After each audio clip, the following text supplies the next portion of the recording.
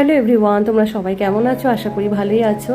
আর আজকে যেহেতু সানডে, আর সানডে মানেই একটা স্পেশাল ডে। আর আজকে আমি সানডে স্পেশাল ব্রেকফাস্টে বানাচ্ছি আলু জিরা।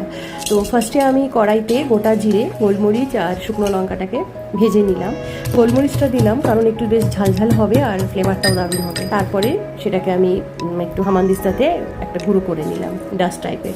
তারপর কড়াইতে সর্ষের তেল দিয়ে সেখানে নুন হলুদ দিয়ে আলুগুলোকে কিউব আকারে কেটে আমি সেটা ফ্রাই করতে দিলাম। নুন হলুদটা দিলাম এই কারণে যাতে আলুটা দেওয়ার পরে তেলটা না ছিটে আসে গায়ে। তারপর আলুগুলোকে নুন হলুদ দিয়ে আবার একটুখানি ভালো করে ফ্রাই করে নিলাম, মানে একটু অল্প লাল লাল করে ভেজে নিলাম।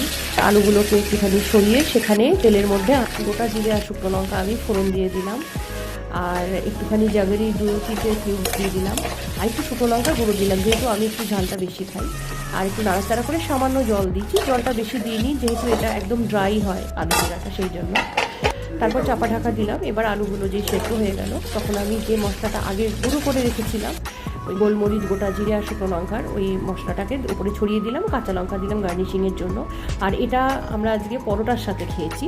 এটা লুচি বা রুটির সাথেও ভীষণ ভালো লাগবে, ভাতের সাথেও ভীষণ ভালো লাগবে।